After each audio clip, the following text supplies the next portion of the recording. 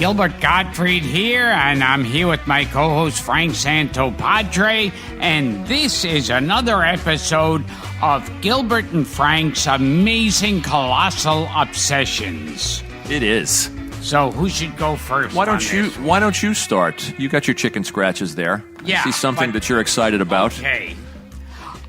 Okay. We should tell people that we don't know the film that we're going to pick. No. We don't know each other's movies, No. so it comes as a complete surprise. Now, this is a film, another on my long list of films that I enjoyed, but, you know, I always bring up, like, how Robert Osborne on Turner Classic Movies always talks about, the essentials. Right. This one's not essential? Yeah. Inessential. I recommend the inessential movies. I see. Like, they're worth watching, but there's stuff wrong with them. Okay. I wouldn't call any of them Citizen Kane or anything Well, like we've picked a few like that. Yeah. So this one came out in the 60s. okay. And it was called No Way to Treat a Lady. I can't believe you're saying this. Yeah. Last night, we have Leonard Maltin coming up on the show. I pulled out Leonard Maltin's TV guide. I went through it, and I said, I'm going to pick No Way to Treat a Lady. Oh, wow. I didn't write it down for this week. Wow. Right. Jack Smite, Yeah. Rod Steiger. So we are definitely running out of movies to recommend. Okay, this will be the last. No, but I checkmarked it in the book, and I said that's because I have a George Segal thing, and Yeah. I love him. Wow, great pick, and you're reading my mind. Yeah, so it's Rod Steiger's a serial killer, Right? And he, it's a perfect part for Rod Steiger Because he could chew the scenery. Yeah. He plays an actor. Of course. Right. And each time he murders a woman, he's in total disguise. One as an old German, Right. an Irish cop. Right. He plays a homosexual hairdresser. He plays a woman at one point. That's right. And now I'm kind of wondering if, much like the Marx Brothers, when I watch A Night at the Opera with the Marx Brothers, to me, that seemed like the beginning of the end. Oh, I agree. of When the they went to Marx MGM, Brothers. and we talked about this, Yeah. how Thalberg decided that being anarchist wasn't enough. Yeah. That they had to have a musical comedy subplot and a romance. And it's funny because business-wise, he was right. Business-wise. Yeah. Yeah. Because, Duck Soup bombed miserably. And that's why I think that's what sent them packing. Didn't they lose their contract with Paramount? because of Duck and Soup? that was a great. That's remembered as a great movie. There's a lesson there in quality versus commerce. Yeah, and Night at the Opera was their big hit. Yeah. But Steiger, I always kind of thought Steiger, the beginning of the end for him was No Way to Treat a Lady. Interesting. Maybe I didn't know where ran you were away going with him. that. I thought you were going to say one of Steiger's disguises was Sig Ruman. I didn't understand the connection. I was going to say one of his disguises was Nat Pendleton. Nat Pendleton. Yeah.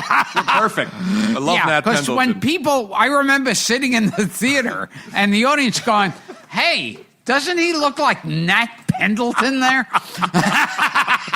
All right, as you're talking, I'm looking up No Way to Treat a Lady. Yeah, and George Segal's the cop. Yeah.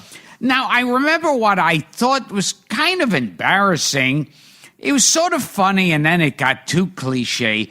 He's like, he's got a Jewish mother. That's right. And there was that Ellen Brennan or something. Eileen Heckert. Eileen Heckert. Yeah. And after a while, I thought it was getting too cliche. But it's a fun movie to watch, nonetheless. Well, it's a strange hybrid. It's a serial killer movie that's sort of a comedy. Yes. Which is a tough thing to pull off. I'm trying to think. I can't even think of a second one. And I even just got Serial a Mom, I weird guess. flashback that at one point, I think his girlfriend's about to get murdered, and he rushes Is that to where Lee- it's Lee happening. Remick? Yeah, on the subway. Right. Yeah. Where he runs into Tony Musante and Ed McMahon. Yes. and Brock Peters. And Brock On the Peters. same. I think it was the fetching Lee Remick. Yes, who was yes. the girlfriend who didn't live very long.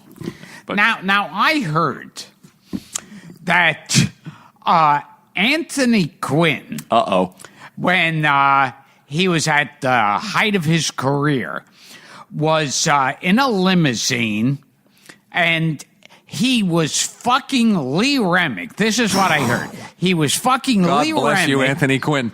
while he was standing up in the limo with his head sticking out of the top Doing of the limo. Zorba? Yeah, like waving to people like they were going down like through Times Square, and he's waving. Like he was JFK. Yeah, and they're all cheering at him Hilarious. while he's fucking Lee Remick underneath there. Yeah. Which sounds to me like he lived the greatest life of any person. So I'm trying to picture the physics of that. That's what I tried to the picture. physical ability to actually pull that off.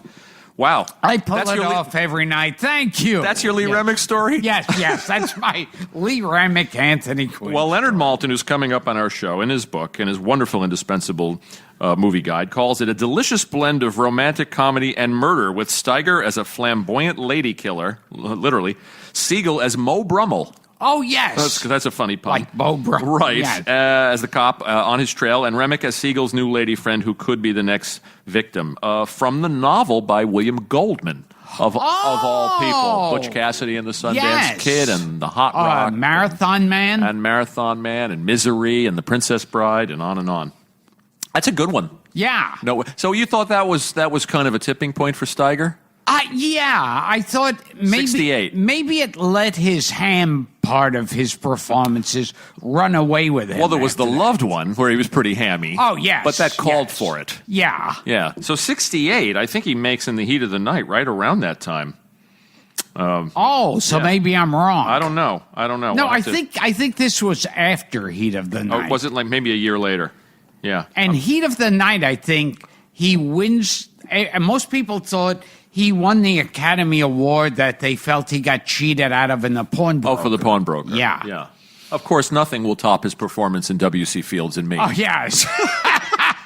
You want to see Rod Steiger overact like crazy? You want to see everybody overact like crazy? There's a movie called The January Man with Kevin Kline. Oh, my God. That was written by John Patrick Shanley, who'd won the Oscar for Moonstruck.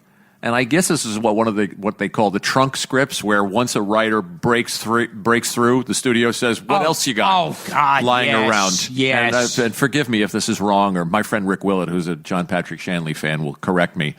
But this other movie, he was given the shot to direct after Moonstruck, and he made Joe versus the Volcano. Oh, yeah, a big hit. Oh, yeah, well, a movie that has some nice moments in it. Nice moments, Yeah, but that not- was one of those movements. And that guy in particular, at times I feel like, when I see his movies or scripts, I feel like slapping him across the face and going, okay, that's very wacky, but it's not good. Well, that movie in particular. Yeah, it's easy. Being wacky is very easy. It's a bad movie that has good performances. Yeah. Meg Ryan plays 3 roles, but I'm going off on a tangent. Yeah. The January Man, Yes. which he also wrote, has Danny Aiello and Kevin Kline. I think Harvey Keitel. God, I'm trying to piece this together in my mind. Rod Steiger. Everybody overacts. Just full tilt for 90 minutes. It's a serial killer film. Oh, yeah. Yeah. Hard to picture Steiger over. I know. But anyway, so No Way to Treat a Lady. Yeah. Can't, but this is That like, is so strange. I swear to you, I was in bed last night with a book, and I took a bookmark, and I said, "Oh, No Way to Treat a Lady." I always love that one. Yeah. And brought to mind, was there? Oh, wait. Also in No Way to Treat a Lady, my midget obsession. Oh, really? Michael Dunn. Oh, Michael Dunn turns up Yeah. from Wild Wild West. Yeah, he was Dr. or Mr. Loveless. Right, Mr. Loveless. Yes. What does he play in No Way to Treat a Lady? He's someone who confesses to the murders. Okay, I'm trying to piece it together. Yeah, he shows up and is confessing Oh, yes. to the murders. He's very funny in Taking it. the parts Billy Barty turned down. Yes. Was there a movie with Victor Bono as a serial killer? Yes. From a similar period? Yes. We have to look that up because I used to confuse it with this picture. Yeah. We'll have to Google that and figure it out. My movie, Blaze Starr died this week, who was a stripper. Yeah. A real life stripper who was famous for having a love affair and a scandal with Huey Long, the Kingfish. Oh, yeah. And Ron Shelton made a movie called Blaze with Lolita Davidovich. Do you remember her? Oh, my God, yes. Speaking of actresses that fell off the planet. And it starred Paul Newman. And I was reading about Blaze, and I was reading about Paul Newman, and I thought, why am I not recommending Paul Newman movies for the podcast? So I want to talk. That was '89, but I want to talk about one he made a few years later in '94 called The Hudsucker Proxy. Oh, yes. Do you know this picture? Oh, yes. By the Coen brothers. I guess a film I would recommend with reservations. Certainly not their best movie. Once again, flawed. But if you like the Coen brothers, if you go in for that kind of showy, we love filmmaking, we love the history of filmmaking style, and we're going to throw everything at the screen here. It's such a fun movie. It's a little reminiscent of a Capra or a Sturgis film. Tim Robbins. Tim Robbins plays a rube named Norval Barnes. And who's the girl? Jennifer Jason Leigh. Yeah, and she's playing it up like very old movie big time. actress. She's basically doing a kind of, I guess, a Katharine Hepburn, Rosalind Russell. Yeah. Kind of a thing. She's that old, like, quick-talking broad in the old movies. But her dialogue is so snappy and so clever. And Jennifer Jason Leigh is on that list of actresses that has no problem taking her clothes off. Yes, you mentioned that in the previous episode. Yes.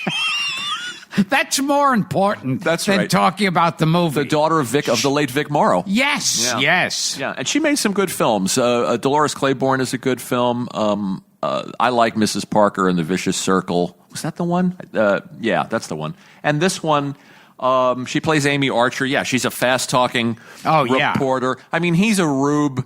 You know, she's a big city girl. John Mahoney is the editor. And they're sort of playing him for a sap. It's a little bit, I think the closest thing it's reminiscent of is Capra's Meet John Doe. Oh. Because they're taking the bumpkin and and the local newspaper is making a fool out of him. And of course, you know, he's so pure of heart, and he invents the hula hoop, basically, in the movie. I don't want to give too much away. I don't want to give the plot away. It's much fun. Now, Meet John Doe. Yeah. As much as it's a great classic movie ending, like, hey, the people talk and lick that. I don't think Capra was ever happy with that ending. Yeah. And, great movie. Yeah. Became a classic ending, lick that, Norton. I think it was... Lick that, Norton. Norton! And the guy who said it was Gleason. That's James Gleason. James Gleason. Right. Yes. That was so funny. But... I think originally in the script, he was supposed to commit suicide for real. That sounds right. And they couldn't allow it back then. That sounds right. And it's like, I'd almost like to see them computerize it with the original script ending, and I would have thought it would be more powerful. If in Capra's book, and I'm trying to remember because I read it years ago, in Capra's book, The Name Above the Title, he talks about that very thing. Yeah. I think that was the intention. Yeah. And I don't think the studio in 1941. I don't think that suicide, especially a star like Gary Cooper. Yeah. But boy, I would have loved to have seen it. Me too. Me too. It's a terrific movie on its own. This film goes in a similar direction without giving too much away. Yes. But I want to talk about Newman's performance as Sidney Musburger, the mustache twirling and cigar chomping villain. A lot of fun. He is so much fun. I mean, and you see the range that this guy could play anything, and here he comes in, and this is a lesser actor would have looked so terrible playing this part, and he manages to get all the comedy and all the subtlety and all the nuance out of it. And it's just a terrific performance in a flawed film, but a really original film. I saw it on the big screen, and it was so. There's a great the old Movie Tone News. There's a great sequence that's narrated by John Goodman. Yes. that you have to see. There are great set pieces, great performances. Our friend Steve Buscemi turns up in it. Of course, you don't remember him from that. I stopped watching the movie when Steve Buscemi showed. Forgive us, Steve. We love you. It was made in 1994. There isn't a bad performance in it. The Hudsucker Proxy. It seems the Coen brothers are big fans of John Goodman. Yeah, they used him a lot. Yeah, he's been in a few. Yeah, well, he's in Brother Where Art Thou. He's in Raising Arizona. Barton Fink. Right, he turns up in Inside Llewyn Davis. Yeah, which the last one. But everybody's good in the picture. It's very broad. It's very over the top in spots. It's not for everybody. I think if you're a film lover and a cinema buff, you're going to get the references. You're going to understand what they were trying to do. So Hudsucker Proxy and No Way to Treat a Lady. 2 movies that I'm sure have never come up in the same conversation. No.